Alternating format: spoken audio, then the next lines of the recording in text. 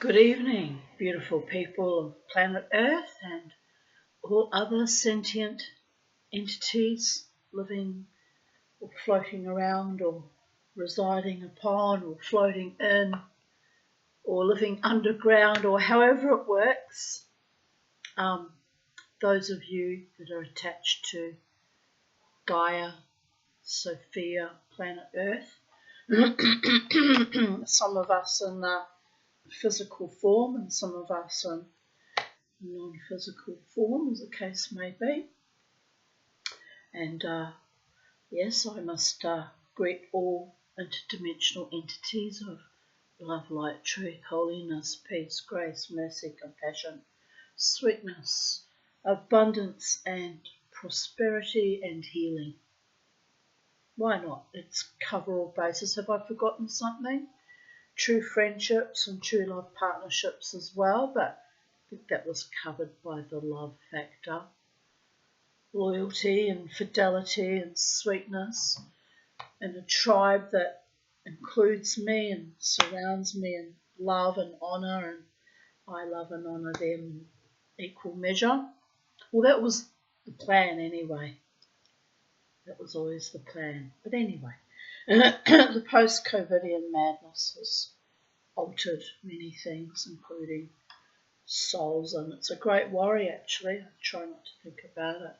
I avoided thinking about it today. I didn't do any work per se on my jewellery because Tuesdays, it's 3 weeks since the little birdies came to live with me. Yes, it is 3 weeks. So I was due to clean their cages, but to avoid that for a while I went and picked up some soldiers that I'd ordered, and it was a beautiful day and I had to walk down to Australian Jewellery Supplies because there was no bloody parking in their warehousing street where their warehouse is. It's a pain in my ass, but it's just a minor irritation because a walk is good for me anyway. So I walked down and picked up my supplies that I'd ordered, and the plan was I was going to go straight home and get stuck into soldering, trying to solder again, and then I decided not to. Haven't had much luck with that piece and I just feel gun shy and wary. So instead I drove not far away from where the AJS is. Instead I drove to Reverse Garbage. Haven't been there for a while, and I didn't buy very much. Bought a few little tidbits, always buy something. But what's happening here? Computer's having little freak outs. Right, I didn't buy very much, but I bought a very large, very pretty box to put all my decoupage cut-out pictures in, and I've got boxes and boxes of cut-out pictures. I'm not actually doing anything with it. It's madness. But anyway, I bought a box to store that in. It was only $2 and it was a very nice big square box. It was perfect for putting all my pictures in. So I was happy about that. What else did I buy? I can't even remember now. Oh, some little pump dispensers for shampoos or hand lotions or whatever. I thought they'll come in handy. I only bought 2. Oh, and little little tiles, ceramic tiles, which I thought would be good to put on top of my stainless steel tray, on top of my little stainless steel table, but put underneath the pickle pot so that, you know, when it drips down, it's going to go onto the tiles first before it works. I mean, it won't corrode the stainless steel, but it'll just kind of offset all of that. And it looks nice. And I bought some more little square little pieces, which I usually like just to sit my cups on actually. But anyway, I was just like a child. They weren't expensive, like 30 cents a piece. I sat there and I tessellated it all, set it all up. And I was like, oh, you know, really, Tanya, you're such a child sometimes. But you know, I want my soldering station and my studio efficient and professional and schmick. And then I sat out in the garden. I put the birdies out because it was still only about midday-ish. So I put them out in fresh air and sunshine. And Kermie's not happy out there in the small cage. I am going to have to go and buy the bigger cage for inside and then put his old one outside. But not today. And maybe not tomorrow either. But I really do think I'll need to spend the money, give him a better lifestyle. Anyway, so I sat out with them in their individual little cages. I had a cup of tea and I cut up all the soldering wire I bought. I store it in test tubes with a little cork. So I cut it up and made it fit the test tubes. And it's all very professional. And it was very meditative and it was quite lovely sitting out there playing with my new soldering supplies. And then by then it was like, by the time I finished that it was about 1:30 and I thought, I'm going to have to clean his cage while he's outside in the smaller cage. I clean the big cage on Tuesday. So I scrubbed his cage and vacuumed all the seeds up and washed it all down. And then I brought Kermie inside and he just wanted to be in his big cage. That's his comfort, his safety zone and happy place. So he fought his way as soon as I opened the door to the little cage, which was just to keep him outside safely temporarily. He excitedly went back into his big cage and I'm like, you little bugger, you really do like the creature of habit, you know. Anyway, but he kind of looked at me because you could probably smell the detergent. He understood that I'd cleaned his cage. So then I brought little Boa and I had to swap him into the small cage that Kermie had been in and clean his small cage too, which was a bit of a task because he's a messy little bugger.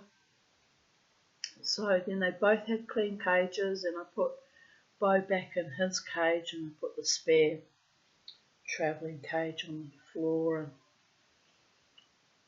then I got busy putting all the pictures I've assiduously collected over the years and cut out of black and white magazines and all kind of erotica and unusual pictures and arty-farty things into that big box and put it away. And while I was in that bottom of that cabinet, I looked to see if I'd actually put away those candle, making supplies and the oils, but no, they've definitely been stolen. They're nowhere.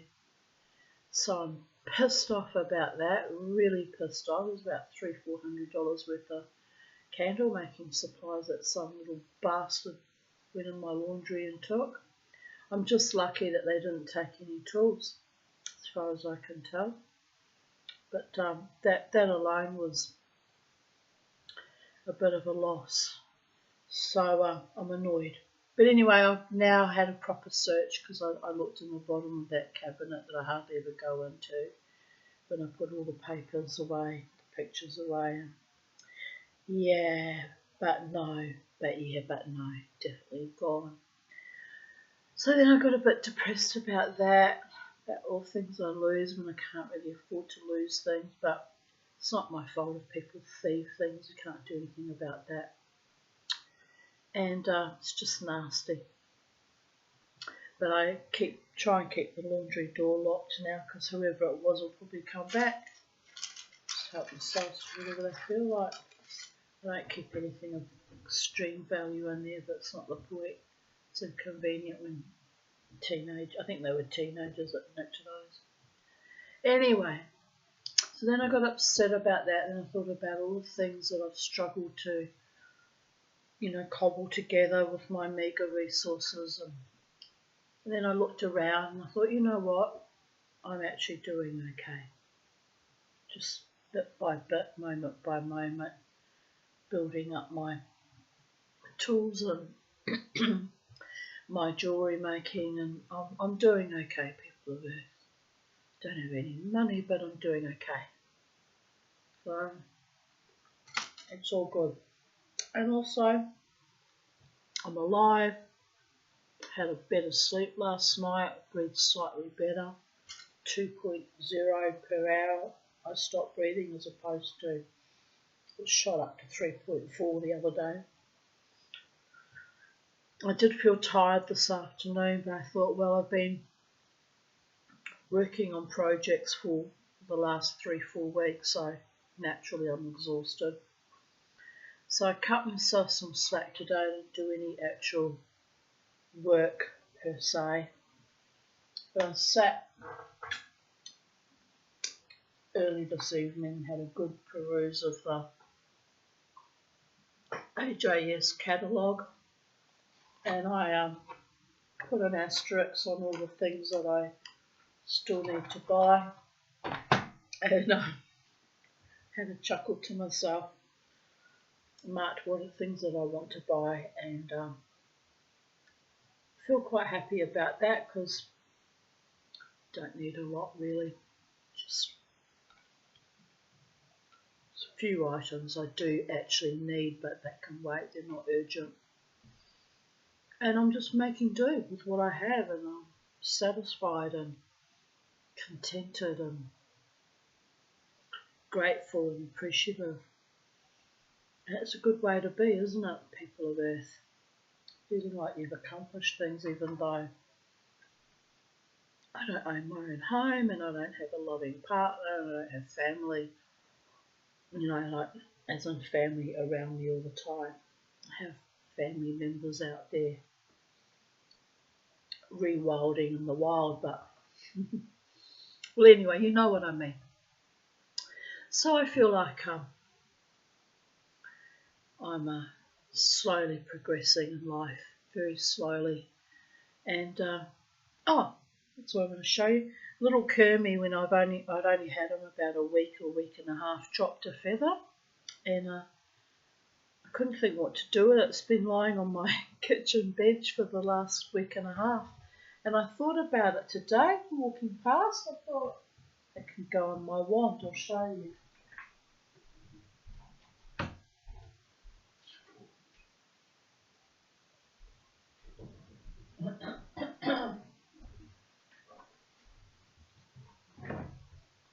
I made this wand with a rose quartz terminator years ago. I think it was the first wand I made, and then I put an eagle feather on it, and some little, I'm not even sure what those feathers are from. Anyway, some kind of spotty bird. Can you see it? And then I thought I had I think that's a turkey feather, the long black one. And then I got the idea this evening, here's a little bit of Bella Rosa's fur, a Pomeranian that died, and tucked in underneath there is some of Zulu's fur. So I wedged in carefully. You can hardly see it. It's a beautiful feather. Kermie's green tail feather that he dropped. So it's very magical and powerful. It's got all my favourite birds and animals on it. And I even put some socks. Was it socks? No, that was before socks. When Zulu died, Zulu and I were very close. He had this habit of crunching and biting off his claws, like the outside of his claws. So I kept them and I glued them on the wand with a little piece of lapis lazuli. So yes, it's very magical. It's got my beautiful Zulu on it and my beautiful Bella Rosa. So I must have made this because he died in 2000. I think Bella died in 2013. Can't remember what year he died, but anyway, they all went bang, bang, bang, bang, one after the other after the other. I worry that it's radiation from that bloody Optus tower near me, you know, it worries me. Anyway, so what can I say? Living the dream of Planet Hellscape, staying alive for as long as we can. Anyway, so that's what I wanted to show you. So yes, so I put the Kermie's feather on that, and I'm happy about it. It's a beautiful feather, and I felt like he'd gifted it to me in a way, probably not deliberately, probably was loose and he pulled it out, but it felt like a gift, so I thought I'll put it to good use. I appreciate my gifts from my pets and the fairy folk. Right, so I thought I would continue reading from Man, Myth and Magic Volume 1, and today's entry is called Luck. Oh, and I forgot to tell you what date and time it is. It is the 3rd of June 2025 and it's 8:51 p.m. and we are here sharing the magic and the mischief and the delight of sacred space at Titania's realm. Right, now let us continue. Today's entry is called Luck and Fate.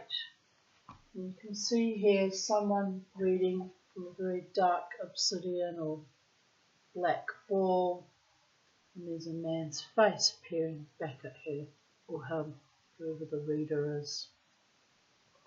And the psychic who saved my life back in 2000, very early, not 2000, early 1995, that accurately predicted that my husband would pay someone to rough me up and that they would potentially kill me, which they did. They potentially killed me by strangulation. She warned me, she said to me, I can't tell you what the outcome is. I don't know if you'll survive it. She said, I don't normally tell people these things, but I can see it'll be a life-threatening situation. And I'm terrified for you and I don't know if you'll survive it.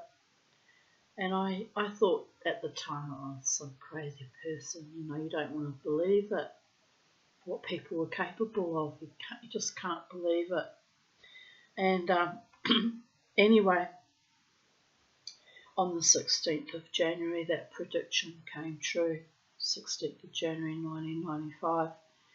But I never forgot that reader. Her name was Anastasia, and she used to read at Adelaide Street in a little coffee shop in an arcade in Adelaide Street here in Brisbane.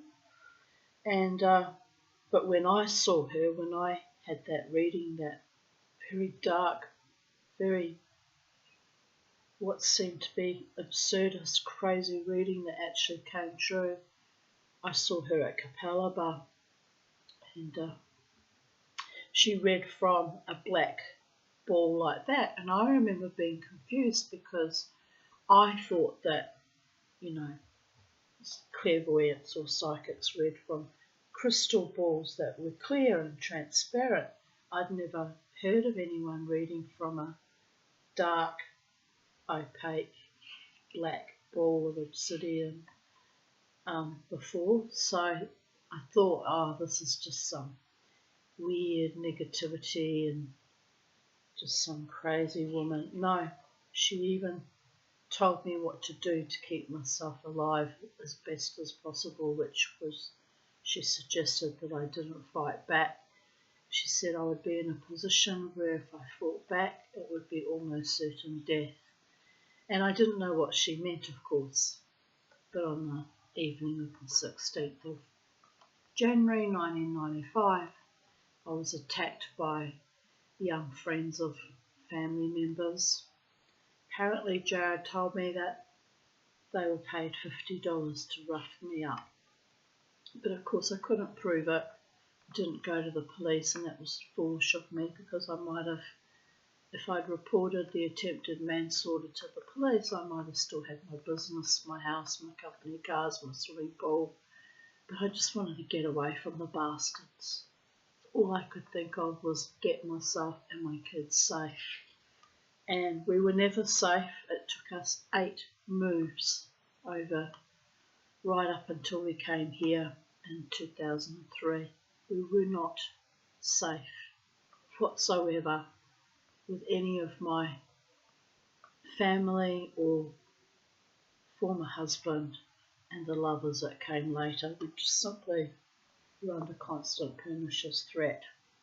It's why I'm a bit uncompromising and a bit weird when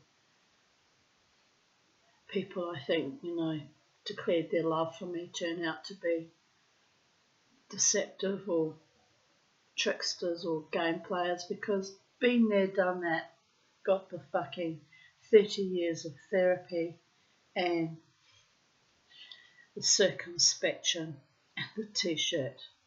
People of Earth, deify, I defy, because I literally have been almost murdered 3 times by strangulation, by former lovers, or in the first instance by, my former husband, who didn't have the cojones to do it himself but paid someone else to do it, like the fucking bloodless coward he is. Unbelievable. But that's the calibre of the man, isn't it? Dog is what he was. But anyway, I had to let it go and heal from that. It took me many years to heal from that, believe it or not. Clearly I haven't completely healed, if I can still refer to him as a dog, but only a dog sends a boy to do a man's job, to rough up his missus, am I right? It's kind of embarrassing. He was an embarrassment, an oxygen thief, and a time vampire and space bandit. But anyway, I can laugh about it now, which is why I know the therapy's kind of been of some use. But it wasn't funny at the time. But anyway, I did end up meeting that wonderful reader quite some years later, ironically with my mother going for a reading. As soon as I turned the corner and walked into where she was sitting, waiting to read, I took one look at her and she took one look at me. And she looked at me and we both went pale. I went pale because I didn't want my mother to know who she was and our connection. And because my mother was very malicious already by then. This would have been around about 2001.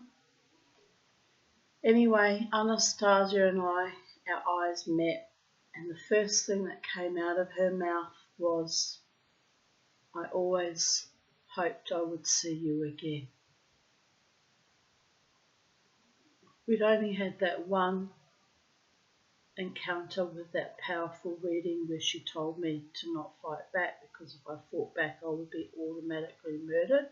The reason being, my attacker held me over a balcony backwards, and I considered kicking him in his balls, but I thought if I miss, if I don't hurt him enough, he'll just throw me over the balcony and I'll break my neck. So her message saying not to fight, that I'd be in a precarious position, was completely accurate. This is how accurately she saw that moment in my timeline, in my life experience, in my fucking hell loop. Anyway, the first thing she said to me was, "I always hoped I would see you again."